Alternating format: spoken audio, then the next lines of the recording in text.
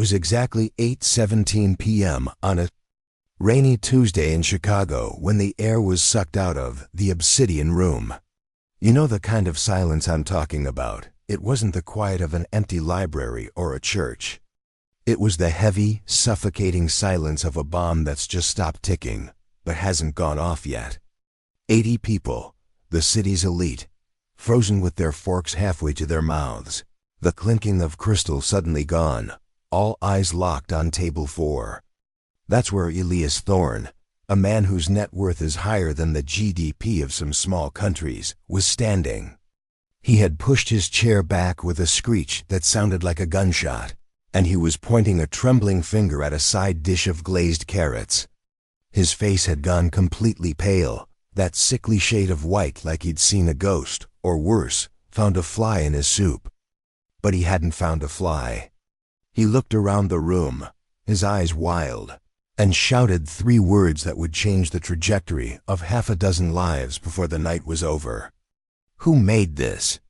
Now to understand why a billionaire venture capitalist was losing his mind over a root vegetable, you have to understand 2 things.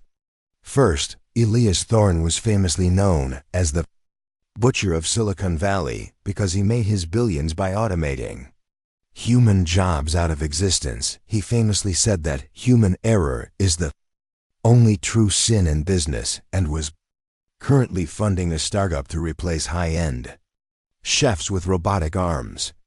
Second, you have to understand who was actually standing in the shadows of the kitchen service door, watching this unfold with a tray of dirty martini glasses balanced on her hip. Her name was Lena Cross, and for the last 6 years, she had been a ghost. Lena was 38 years old, and she had the kind of face you trust instantly, but forget 10 minutes later, which is exactly what you want in a high-end server. She moved through the dining room like smoke, refilling wine glasses before they were empty, folding napkins while guests were in the restroom, absorbing their secrets and their cruelty without ever flinching. To the customers, she was just the help. To the management, she was reliable, the one who picked up the double shifts on holidays, the one whose back ached so bad by 11 p.m. that she had to sit in her bathtub for an hour just to be able to stand the next morning. But what nobody knew, what nobody bothered to ask, was that Lena Cross could smell a sauce breaking from 30 feet away. She could tell you the exact humidity of the kitchen by the way the dough was rising. And in her locker, buried under a spare pair of orthopedic shoes and a bottle of ibuprofen, was a leather-bound notebook filled with 412 original recipes that would make a Michelin star inspector weep. See, Lena wasn't supposed to be serving tables. 15 years ago, she was the hottest sous chef prospect in New Orleans, a prodigy who understood flavor the way Mozart understood notes. But life has a way of punching you in the throat when you're trying to sing. Her grandmother, the woman who raised her, got sick, Alzheimer's, the long, slow goodbye. The care cost money, more money than a line cook made, and the time demands were impossible. So Lena hung up her chef's whites, moved to Chicago where the tips were better, and took a serving job because it paid cash daily and let her have flexible hours. She told herself it was temporary. Just a year. Just until things stabilized. But a year turned into 5, then 10, and the temporary survival plan became a permanent cage. She watched from the sidelines as mediocre men with loud voices and rich parents became visionary chefs while she wiped their crumbs off the tablecloth. And the king of those mediocre men was the head chef of the Obsidian Room, Julian Vane. Julian was the kind of chef who cared more about his Instagram following than the temperature of his fish. He was tall, handsome in a jagged sort of way, and had an ego so fragile you could shatter it with a whisper. He spent more time styling his hair than he did on the line. The kitchen staff knew he was a fraud. His sauces were always a little too thin.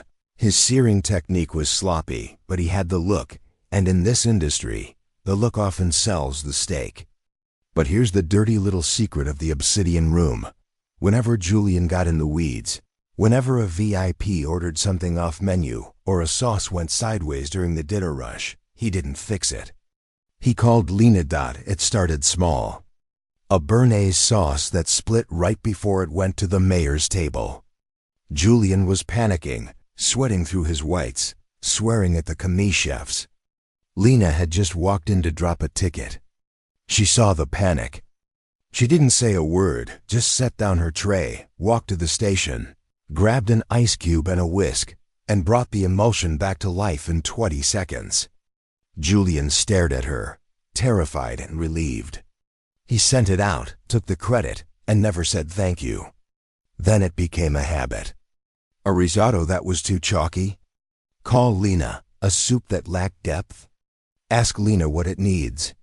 For 3 years, Lena had been the invisible hand saving Julian's career, seasoning his mediocrity with her genius, all while wearing a polyester uniform and making $2.13 an hour plus tips. Why did she do it? Why help the man who treated her like furniture? It wasn't for him. It was for the food. Lena couldn't stand to see bad food leave a kitchen. It was a physical pain for her, like hearing a guitar out of tune. So she fixed it, and she stayed silent, because who believes the black waitress over the celebrated white chef on the cover of Chicago Eats? But that Tuesday night, the universe decided it had seen enough. Elias Thorne had walked in like he owned the building, followed by an entourage of nervous investors and a tech journalist who was hanging on his every word. Thorne was in a mood. He had just given a keynote speech about how the restaurant industry was dead, a relic of the past, inefficient and prone to error. He sat down and told the table, loud enough for the whole room to hear, "I'm here to remind myself why I'm disrupting this sector. I want to taste the inconsistency. I want to taste the human failure." He ordered the tasting menu but demanded modifications on everything, testing the kitchen, pushing them in the back. Julian was falling apart. He knew who Thorne was. He knew one bad review from this guy could tank the investors for his new bistro project. The ticket machine was screaming. The line cooks were crashing. And then, disaster struck. The side dish for Thorne's main course, charred heirloom carrots, was ruined. The new line cook had burned the glaze, turning it into a bitter black tar. Julian tasted it and spat it out. "Garbage! It's garbage!" He screamed, throwing the pan into the sink. "We need a refire now." 3 minutes. "We're out of the glaze, chef," the sous chef stammered. That was the last batch. Julian's face went gray. He looked at the swinging doors. Lena was standing there, waiting for the appetizers for table 6. Julian's eyes locked onto hers, desperate, pathetic. He didn't order her this time. He begged with his eyes. He rushed over, grabbing her arm, pulling her into the blind spot behind the walk-in fridge. "Lena, I'm dead. I'm dead. The glaze is gone. The carrots are raw, and if I send out plain boiled vegetables to Elias Thorne, he'll bury me. Fix it, please." Lena looked at him. She looked at the sweat dripping off his nose. She should have walked away. She should have let him burn. But then she looked at the carrots, beautiful purple and orange heirlooms that deserved better than to be wasted. She sighed, the sound heavy with exhaustion. "Give me a pan," she whispered. She didn't have the original glaze ingredients, so she improvised. She grabbed a bottle of bourbon from the cooking wine shelf, a jar of maple syrup, and a handful of pecans. She moved like water. The pan hit the heat whoosh. She toasted the pecans with cumin and smoked paprika, crushing them with the bottom of a heavy skillet to make a rough dukkha. She seared the carrots hard and fast, not just cooking them but blistering the skin to bring out the sugar. Then the bourbon flame shot up, blue and orange, reflecting in her dark eyes. She swirled in the maple, a knob of butter, a splash of apple cider vinegar to cut the sweetness. The smell hit the kitchen instantly, smoky, sweet, nutty, complex. It smelled like autumn in the South. It smelled like home. She plated it in 90 seconds. The carrots glistened like jewels, topped with the smoky pecan crumble and a few sprigs of fresh dill she slapped to release the oils. She slid the plate to Julian. He didn't even taste it. He just wiped the rim and pushed it to the expeditor. "Go," he gasped. Lena untied the chef's apron she'd thrown over her uniform, smoothed her hair, picked up her tray, and walked back out onto the floor, becoming invisible again. 5 minutes later, the scream happened. Who made this? The manager, a nervous little man named Mr. Henderson, rushed over to Elias Thorne's table, wringing his hands. "Mr. Thorne, sir, is something wrong? Is it undercooked? We can take it back immediately." "Wrong?" Thorne looked at the manager like he was an idiot. He stabbed a piece of carrot with his fork and held it up. "I have eaten in the best restaurants in Paris, Tokyo, and San Sebastian. I have spent millions trying to decode the algorithm of taste. And you're asking me if this is wrong?" He lowered the fork, his voice dropping to a terrifying whisper. "This is the best thing I have eaten in 10 years. It's emotional. It doesn't make sense. It's chaotic but perfect." He turned his laser gaze back to the kitchen doors. "I want to meet the chef. Now. I want to know who understands the chemistry of sugar and smoke like this." Julian Vane straightened his jacket. He checked his reflection in the stainless steel pass. He took a deep breath, put on his humble genius smile, and walked out into the dining room. The applause started lightly, polite clapping from the other tables. Julian waved a hand, soaking it in. He walked up to Thorne's table. "Mr. Thorne," Julian said, his voice smooth as silk. "I'm Chef Vane. I'm so glad you enjoyed the carrots. It's a little experiment I've been working on, playing with the interplay of acidity and stop," Thorne said. He didn't shout this time, but the command was absolute. He looked Julian up and down, analyzing him like a line of code. "You didn't cook this." The room went deadly silent again. Julian chuckled nervously. "Excuse me? This is my kitchen, sir. My menu. I tasted your appetizer," Thorne said coldly. "The scallops. They were technically proficient, but they had no soul. They were safe. This." He gestured to the empty plate of carrots. "This was reckless. This was cooked by someone who understands struggle. Someone who cooked with anger and love at the same time. You." Thorne pointed a fork at Julian's pristine, manicured hands. "You have soft hands, chef. You haven't struggled a day in your life. Don't lie to me. I can smell a liar like I can smell burnt garlic. Who made this?" Julian froze. He opened his mouth, but nothing came out. He looked around the room, his eyes darting, panic setting in. He couldn't admit it was the waitress. It would end him, but the busboy, a 19-year-old kid named Benny who idolized Lena because she always fed him before his shift, couldn't take it anymore. He was standing near the water station, holding a pitcher. "It was Lena," Benny blurted out. He clapped a hand over his mouth, but it was too late. The name hung in the air. Thorne turned his head slowly. "Lena?" He scanned the room. "Who is Lena?" Every head in the restaurant turned. They looked past the manager, past the sweating chef, and landed on the woman standing near the service station. Lena froze. She was holding a credit card machine, trying to cash out table 9. She looked up, and for the first time in 6 years, she didn't look down. She met Thorne's eyes. "You?"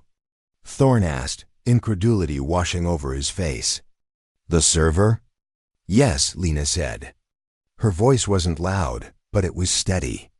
"I made the carrots." Julian laughed, a harsh, jagged sound. "She's lying. She's confused. She just plated them. I did the sauce, she just—" "Shut up," Thorne snapped, not even looking at Julian. He stood up and walked over to Lena, towering over her. He looked at her hands scarred, burn marks on the forearms, cuticles rough from work. He looked at her eyes, tired, deep, intelligent. "You made the glaze? What's in it?" "Bourbon," Lena said, her chin lifting slightly. "Maple syrup grade B for the caramel notes. Smoked paprika, cumin, and I toasted the pecans in the same pan to catch the fond." She paused. "And a splash of apple cider vinegar at the very end to wake it up." Thorne stared at her. "Why vinegar at the end?" "Because sugar without acid is just candy," Lena replied instantly. "And vegetables need to fight back against the heat." Thorne smiled. It was the first time anyone had seen him smile all night. It was a terrifying, shark-like smile. A server who understands flavor profiles better than the executive chef. He turned to the dining room. "This is exactly what I'm talking about. The system is broken. Talent is hidden behind bureaucracy." He turned back to Lena. "Prove it." "Excuse me?" Lena asked. "Prove it wasn't a fluke," Thorne said, pulling a checkbook from his jacket pocket. He scribbled something and slammed it on the nearest table. $50,000. That's the check, cash, right now. If you can go into that kitchen, banish this fraud of a chef, and cook me a main course that makes me feel something, anything, you have 30 minutes. One dish, win, and the money is yours. Lose, and you go back to refilling water glasses, and I tell the world this place is a joke."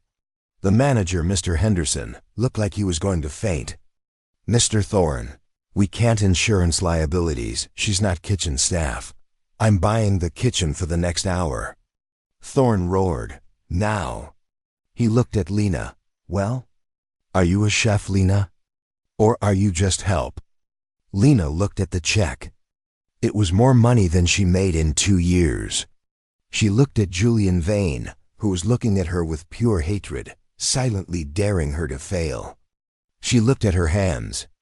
She thought about her grandmother, sitting in that nursing home, forgetting her name. She thought about the notebook in her locker. She thought about every time she had fixed a sauce and watched someone else take the bow. She reached behind her back and untied her server's apron. She folded it neatly and placed it on the table. She unpinned her name tag, Lena, and set it on top of the apron. "I need the kitchen cleared," she said. Her voice was different now, deeper, commanding. "I need fresh scallops. I need saffron. And I need everyone out of my way." She walked toward the kitchen doors. She didn't walk like a server anymore. She walked like a warrior entering the arena. The silence in the room broke as people started whispering, phones coming out to record. This wasn't dinner anymore. This was a revolution. The walk to the kitchen was only 20 feet, but for Lena, it felt like crossing a canyon. With every step, the server persona peeled away. The polite smile vanished, replaced by a focused intensity that hardened her jaw. She pushed through the swinging doors, and the noise of the kitchen, the clatter of pans, the hiss of steam, the shouting hit her like a familiar song. "Everyone out!" Julian Vane had followed her in, screaming at his staff. "This is a circus. Get off the line. If she wants to play chef, let her crash and burn alone." He turned to Lena, sneering. "You're going to humiliate yourself, Lena. You know that, right? You're a home cook. This is a commercial line. You can't handle the heat." Lena walked past him to the main station. She didn't even look at him. "Diego, leave your knife. Sarah, leave the saffron. Julian, get out of my kitchen." "Your kitchen?" Julian laughed, his face turning red. "The man out there with the billions just rented it," Lena said calmly, checking the pilot light on the stove. "So technically, yeah, mine. Now move, or I'll have security remove you."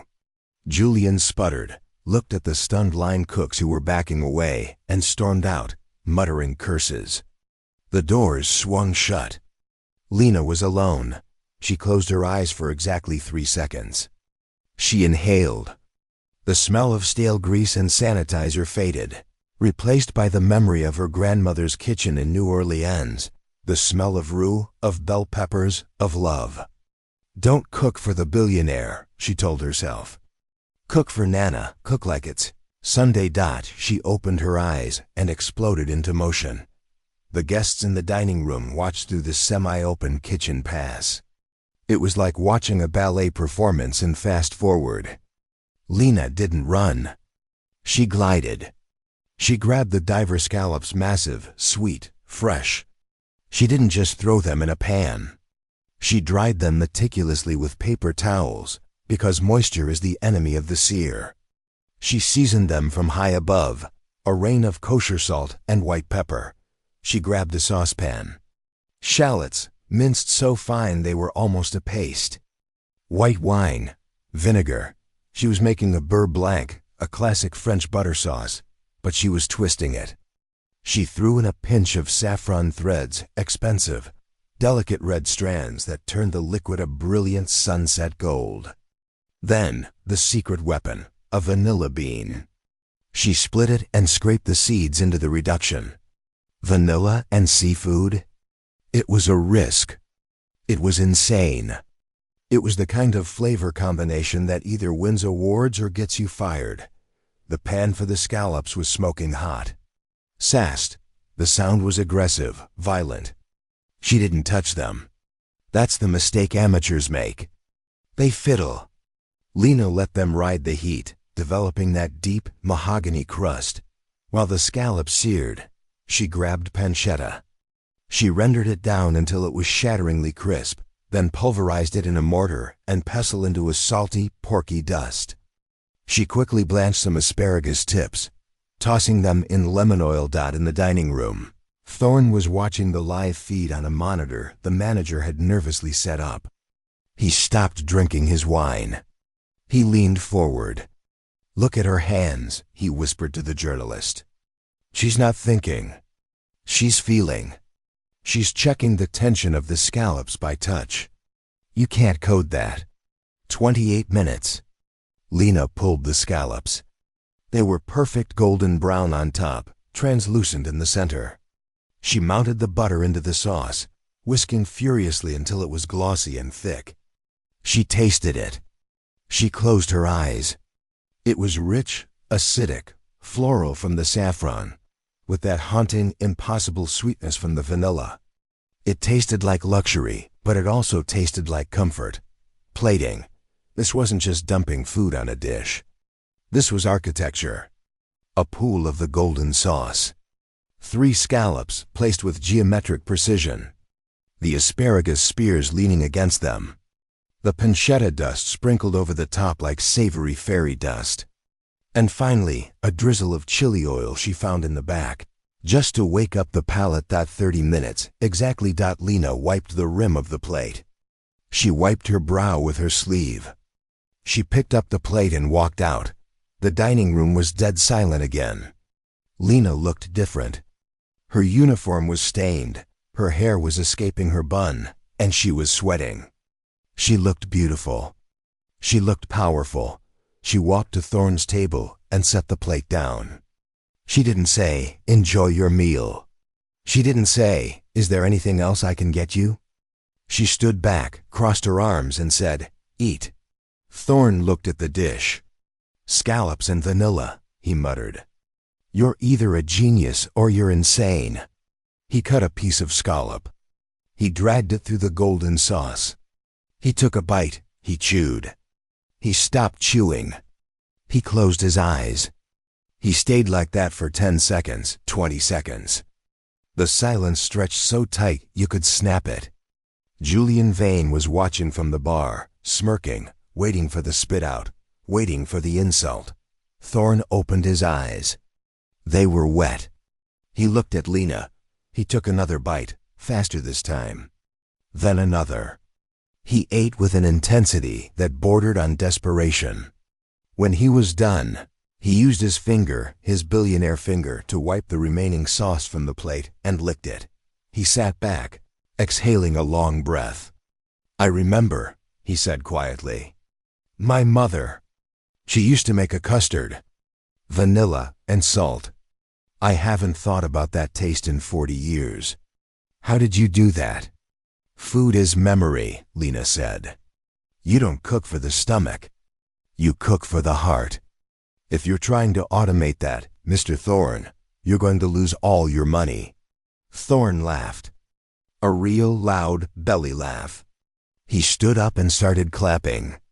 Slow at first, then harder. The table next to him stood up. Then the journalist. Then the entire room. 80 people on their feet, applauding the black woman in the stained server's uniform. Julian Vane stood in the corner, shrinking. He looked small. He looked obsolete. Thorne picked up the check for $50,000. He walked over to Lena and held it out. This is yours. You won. But I want to offer you something else. The room quieted down. I'm firing my entire robotics division for the culinary sector, Thorne announced. I was wrong.